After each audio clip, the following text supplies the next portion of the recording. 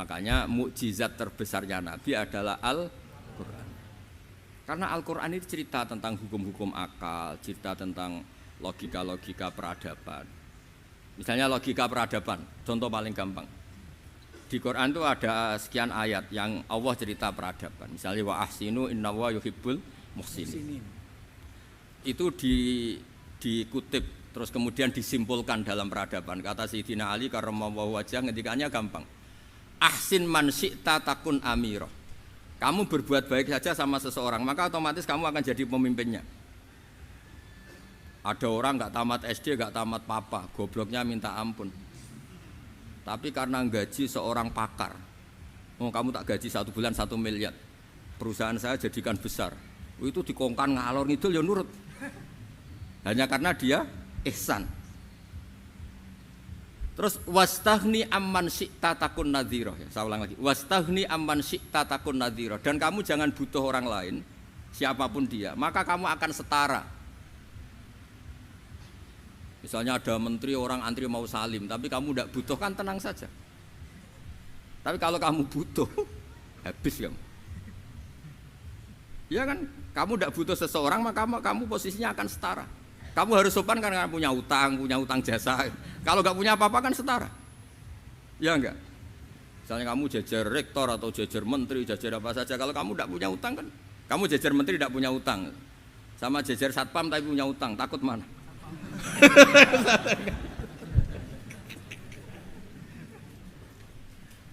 Kalau butuh itu mesti kalah kan?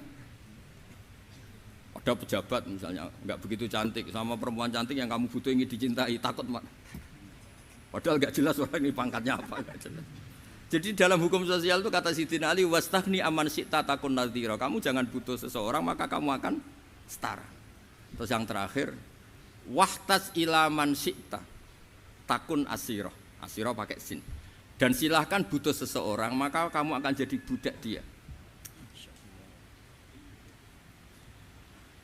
Ya coba misalnya Anda seorang profesor, seorang alim, seorang getop, misalnya mencintai janda di ujung kampung sana, jalan kaki 2 kilo, padahal itu nggak tamat SD, tapi gara-gara seneng, kacau kan, logika kepangkatan hilang semua kan. Jadi itu hukum peradaban, itu mewakili isi-isi sosial yang diterangkan Quran. Ya, jadi paketnya 3 tadi ya. Ahsin man syi'ta takun amira. Kamu berbuat baik sama seseorang maka kamu bisa memimpin. Wastaghni amman syi'ta takun nadhira. Kamu jangan butuh seseorang maka kamu akan setara. Mbok kamu ketemu orang terkaya di dunia. Ya ketemu orang terkaya di dunia, kamu jejer, kamu tidak butuh dia. Tenang kan bisa setara kan? Tapi kalau butuh harus sopan, ngajukan proposal, harus berakhlak karimah. Makanya sekarang Anda kok berakhlak kenapa? Ternyata mau nyalek.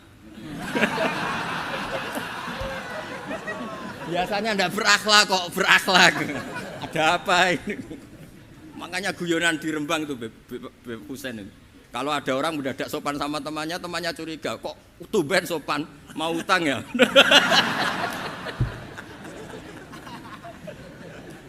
Zaman akhir itu kacau.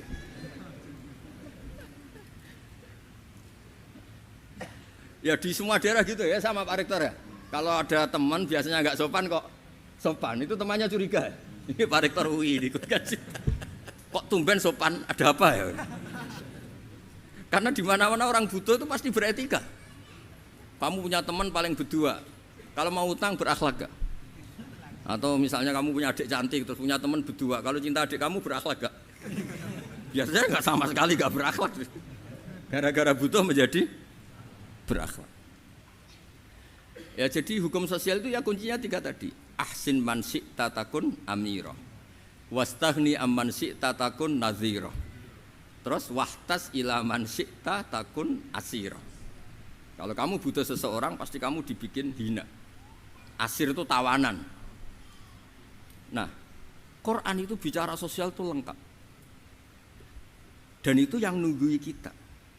Kita punya tetangga yang kurang baik, ya seneng. Punya tetangga baik, ya seneng. Kata Imam Syafi'i, saya berkali-kali cerita. Kok seneng semua Imam Syafi'i? Ya bagus lah, kalau yang seneng saya enak lah. Dijak jagongan, dijak ngopi enak. Yang gak seneng saya, gak ngarah utang. Wong itu nak kamu punya tetangga gak seneng kamu, aman kan? Aman. Gak akan pinjem uang kan, pinjem mobil. Wong gak seneng kok. Makanya Imam Syafi'i itu kalau ngedikan luar Syafi'i diceritain orang, ya Aba Abdillah bagiannya, ya Aba Abdillah orang itu gak seneng kau, bagus lah. Loh kenapa bagus? Waman asa'a ilaika faqad atlaqaka. Orang yang gak seneng kamu maka membebaskan kamu. Gak akan pinjem uang, pinjem mobil, gak akan ganggu waktu kamu, kan gak seneng. Justru yang seneng-senengi masalah pinjem terus. Imam Syafi'i itu orang yang anggap dunia itu selesai. Ada yang cerita, ya Aba Abdillah, orang yang tadi cium tangan engkau, yang hormat engkau, di luar maki-maki engkau, ngerasain engkau, ngata-ngatain engkau. Ya bagus lah. Kok bagus gimana? Berarti saya wibawa, depan saya tidak berani. Berarti saya wibawa, di depan saya tidak berani. Oleh itu makomnya sudah kulillah sumadarhum fi khawdihim yal'abun, sudah dunia itu selesai, sudah agak penting semua itu.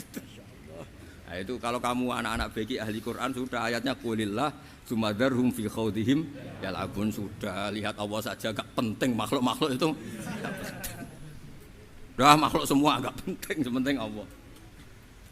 Nah kita ini ditunggoni mukjizat seperti itu. Bayangkan misalnya kita ditunggoni tongkatnya Nabi Musa. Saya ngajar di sini terus ini tongkat. Terus nanti yang tanya, Gus itu kayu apa Gus?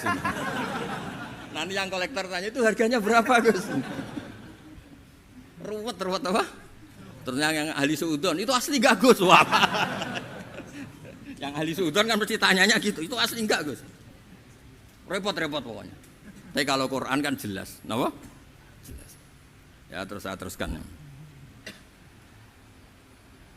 Fala yamurru terus al murad anna mu'jizatil anbiya in qaradat binqidori aqsam wa mu'jizatul Quran mustamirratun ila yaumil qiyamah wa kharquhu lil adat fi uslubihi wa balaghatihi wa ikhbarihi bil mawhibat.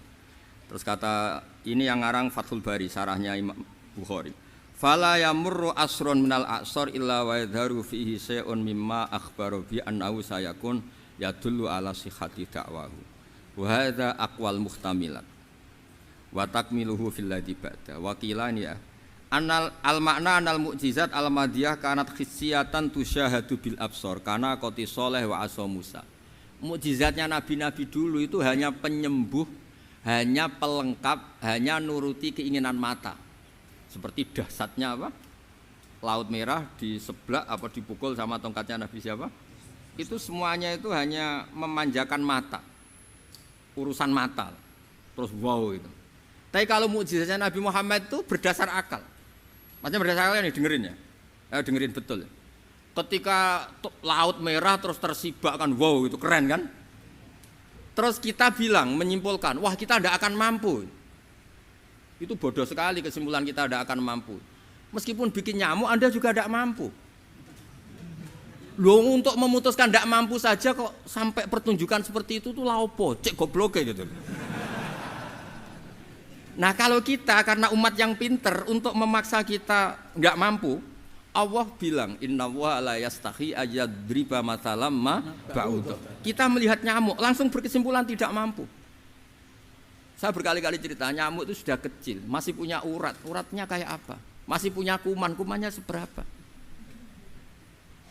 Ya enggak, nyamuk itu kecil, punya organ tubuhnya punya urat.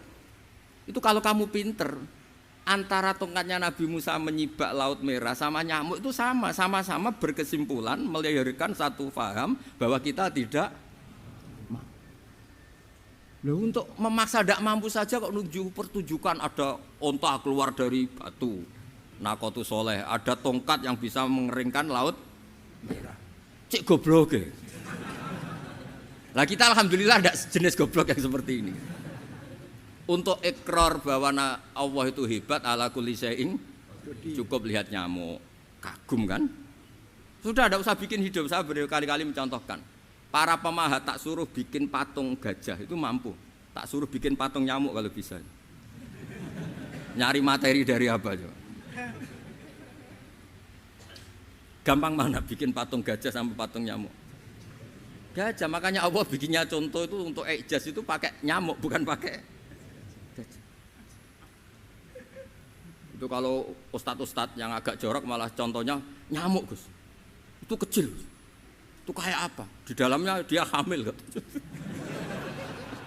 Itu anaknya kecil lagi, telurnya kecil lagi, itu gimana itu cara bikin ini?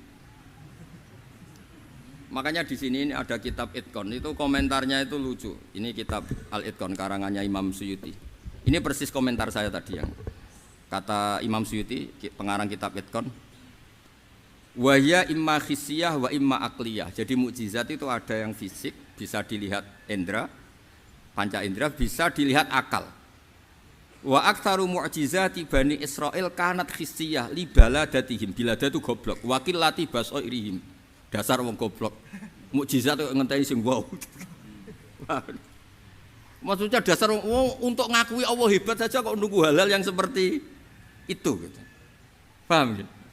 Mergo likil latin apa aklihim wa aksaru mu'jizati hadil ummah aqliyatun li farati dzakaihim wa kamali afwahihim. Dan mukjizatnya umat ini semuanya berdasar akal karena sudah cerdas.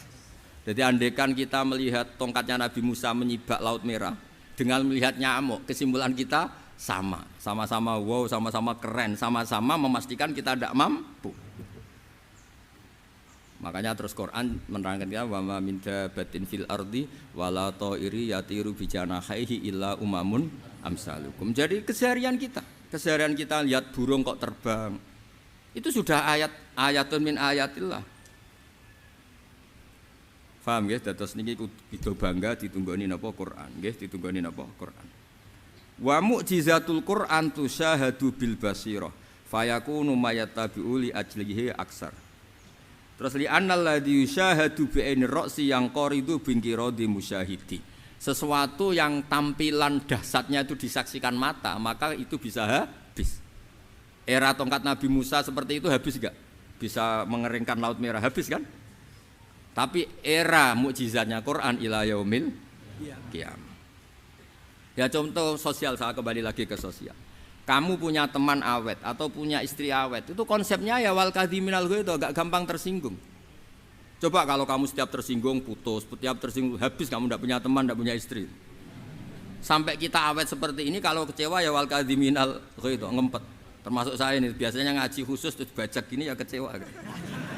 Tapi barokahnya diwarai Quran wal kadhiminal ghaidh, ngempet Gus, ngempet. Terus kecewa sama teman, kenapa tidak putus? Karena wal afina aninna, sudah kalau kecewa maafkan. Coba kalau kita kecewa presiden demo, kecewa menteri demo, kecewa orang tua minggat, ya kalau dicari, kalau tidak kan malu. Saya itu punya teman tak tanya, aku kecewa sama bapak itu, kenapa tidak minggat? Malu. Kenapa malu? Takut gak dicari. Itu orang tuh paling malu itu kalau keluar dari rumah nggak dicari. Saya punya teman lagi, saya ini takut mati Gus. Kenapa? Takut istri saya tidak nangis Gus. Itu kematian terburuk itu kalau sudah mati tahu istrinya ada nangis, itu malu betul itu. Makanya jangan mati, pokoknya pastikan orang sekeliling ada nangis itu baru berani mati, kalau enggak jangan. Ya jadi mukjizatnya Nabi itu luar biasa. Walladzi yusyahadu bi'ainil aqli bakin yusyahiduhu kullu man jaa ba'dal awali mustamirran. Sesuatu ilmiah, sesuatu agama atau apa saja yang logis itu akan abadi ila yaumil. Kayak tadi ketika kita kecil diajari apa? Wujud, qidam, baqa, mukhalafatul hawadisi, qiyamuhu binafsihi, wahdaniyat, qudrat, iradah. Itu ila yaumil qiyamah. Karena kita pasti punya logika tadi. Masa alam raya yang maujud didahului ketiadaan. Kemudian ketiadaan ini kita rumuskan, ketiadaan inilah yang bikin alam raya. Di mana-mana nihilisme, ketiadaan ya layu asliru say'an, namanya tiada ya tidak punya akibat apapun. Yang punya akibat apapun ya sesuatu yang wujud. Lalu itu kan ila yaumil qiyamah, sampai kapanpun teori itu akan nunggui kita ila yaumil qiyamah. Tapi kalau tongkat Nabi Musa ketika kita tidak melihat kan punya alasan tidak ngandel, Musa tidak tahu. Tapi kalau kamu seperti ini, orang paling mulhid sekalipun, paling ateis sekalipun, terus ditanya, bisa enggak Anda mulai angka di luar angka 1? Tidak bisa kan? Makanya benar Imam Amudi tadi, ketika diminta Allah, Istadilla ala wahdaniyati bi hadrati malaikati. Tolong ajarkan kenapa manusia begitu yakin kalau saya ini satu, padahal mereka tidak melihat saya.